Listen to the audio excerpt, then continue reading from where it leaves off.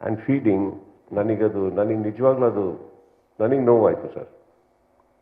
ಆ ಥರ ಸಂಭ್ರಮ ನನಗೆ ಬೇಡ ಸರ್. ನಾನಂತೂ ತಿಂತಾ ಇಲ್ಲ. ನಾನು ಎಲ್ರಿಗೂ ರಿಕ್ವೆಸ್ಟ್ ಮಾಡ್ಕೊಂಡಿದ್ದು, ಸ್ಮಾಲೆಸ್ಟ್ ಕೇಕ್ ಎಷ್ಟು, ಒಂದು ಅಟ್ಲೀಸ್ಟ್ ಒಂದು 100, 150 ರೂಪಾಯಿ, 200 ರೂಪಾಯಿನ ನಂಗೆ ಗೊತ್ತಿಲ್ಲ, ಒಂದು 500 ರೂಪಾಯಿ, 1000 ಇರ್ಬೋದು, ಹೋಗ್ತಾ ಹೋಗ್ತಾ ಸಾವಿರಾರು ಗಟ್ಟಲೆ, ಲಕ್ಷಾನು ಗಟ್ಟಲೆ. ನಾನು ಹೇಳೋದು ಅದರಲ್ಲಿ ಯಾರಿಗಾನ ಊಟ ಹಾಕಿ ನಿಮ್ಮ ಏರಿಯಾದಲ್ಲಿ ಏನೋ ಮಾಡಿ, ಇದನ್ನು ನಾನು ವೇದಾಂತ ಮಾತಾಡ್ತಾ ಇಲ್ಲ, ಅಟ್ಲೀಸ್ಟ್ ಯಾರಿಗೂ ಹೊಟ್ಟೆ ತುಂಬುತ್ತೆ. ನನಗೆ ಯಾಕೆ ಆ ಕೇಕ್, ನನಗೆ ಇಷ್ಟ ಇಲ್ಲ ಕೇಕು.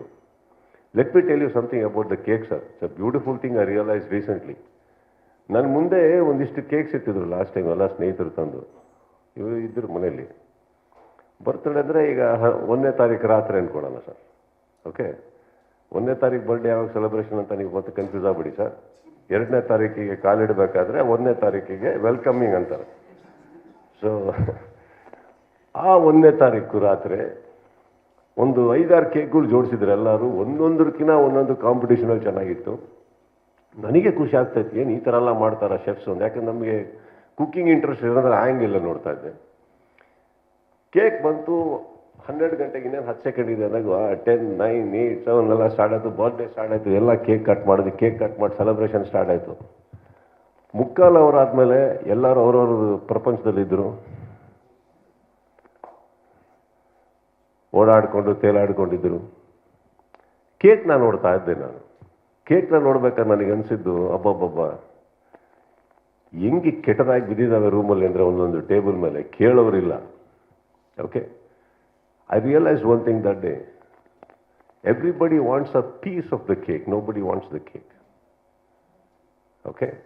And ಅವತ್ತಿಗೆ ಎಷ್ಟು ಕೆಟ್ಟದಾಗ ಅನಾಥ ಥರ ಬಿದ್ದಿತ್ತು. ಕಟ್ ಮಾಡೋ ತನಕ ಮಾತ್ರ ಅದಕ್ಕೆ ಬೆಲೆ. ಕಟ್ ಮಾಡಿದ್ಮೇಲೆ ಕೆಟ್ಟು ಒಂದು ವರ್ಡ್ ಬರ್ತದೆ ಬಾಯಲ್ಲಿ, ಬೇಡ, ಆ ಥರ ಬಿದ್ದಿರುತ್ತದು.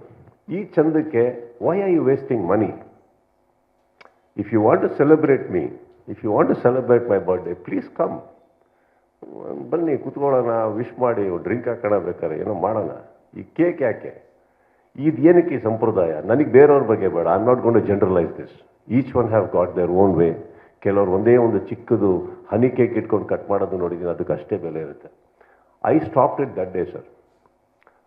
ಫ್ಲವರ್ಸ್ ಅಂತೀರಿ, ಅದೇ ಫ್ಲವರ್ಸ್ ತೊಗೊಂಡಾಗ ಹೆಣ್ಮಕ್ಳಿಗೆ ಕೊಟ್ಟರೆ ಅಟ್ಲೀಸ್ಟ್ ಖುಷಿ ಆಗ್ತಾರೆ. ಫ್ಲವರ್ಸ್ ಕೊಟ್ಟರೆ ನಮ್ಗಳಿಗೆ ಏನು ಮಾಡಬೇಕು ಗೊತ್ತಿಲ್ಲ, ಹೂವು ಹಿಡ್ಕೊಂಡು. ಯಾಕೆ ಅದನ್ನು ತರ್ತೀರಾ ಅಂತ ನಾನು ಕೇಳಿದೆ. And when I say this, I really mean it. Don't waste your money. I value you.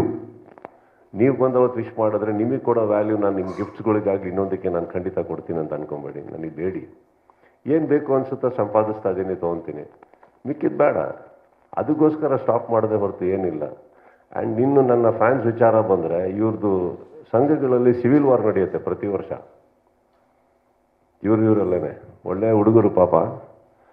But ಇದೆ, ವಿಶ್ವನ ಹುಡುಗರನ್ನ ಬಿಟ್ರಿ ಅಂತ ನವೀನ್ ಹುಡುಗನ ಬಿಟ್ರಿ ಅಂತ ಜಗ್ಗಿ ಹುಡುಗನ ಸ್ಟೇಜ್ ಮೇಲೆ ಅವ್ನ ಫೋಟೋ ಇತ್ತು ಅಂತ. ಇವೆಲ್ಲದ್ರ ಮಧ್ಯದಲ್ಲಿ ಕಿರಣ್ ತುಂಬ ಕಾಣಿಸ್ಕೊತಾ ಇದ್ದಾನಂತ ಕೇರೋರು. ಸೊ ಈ ಥರ ಅವ್ರದ್ದೆಲ್ಲ ಇರಬೇಕಾದ್ರೆ I think it's too difficult to please anybody sir. I am trying my best.